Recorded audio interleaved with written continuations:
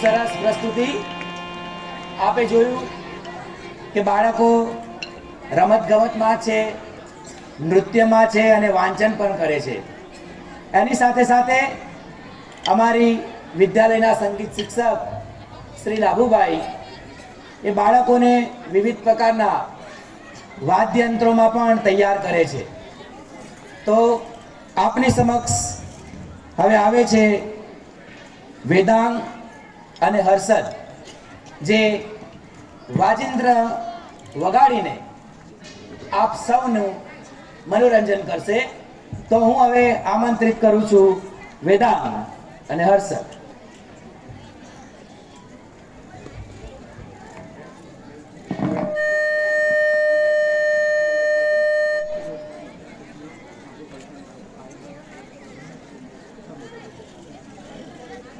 દરેક વાલીને નમ્ર વિનંતી છે કે આપ જશો નહીં, અહીંયા અમારી સાથે પ્રોગ્રામના અંત સુધી બના રહેજો. વિદ્યાલય દ્વારા આપ લોકો માટે સાંજના ભોજનનું પણ વ્યવસ્થા કરવામાં આવી છે. તો દરેક વાલીને નમ્ર વિનંતી છે કે આપ જશો નહીં અને આપના બાળકનું ટેલેન્ટ નિહાળો. વેદા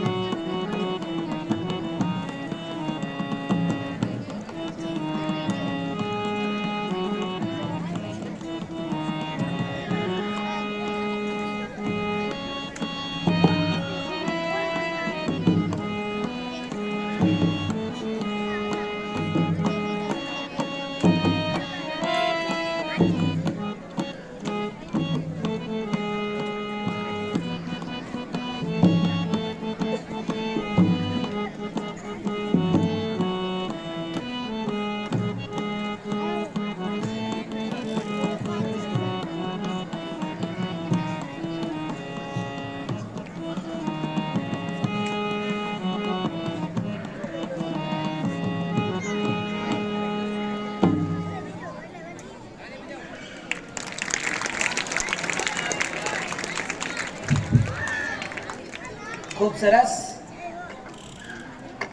આપણું ગુજરાત અને આપણે રંગીલા ગુજરાતી. ગુજરાતે દરેક પ્રદેશના કલ્ચરને અપનાવ્યું છે અને પોતાનામાં એને સાર્થક કરી લીધું છે. અને ગુજરાતી દરેક જગ્યાએ પહોંચી જાય. ફરવા માટેના આપણે સ્થાન લઈએ તો આપણે ગુજરાતી ઉદયપુર, માઉન્ટ આબુ તો ખાસ આપણે જઈએ, પછી આપણા પડોશીને આપણે આપણી સાથે સાંકળી લઈએ છીએ.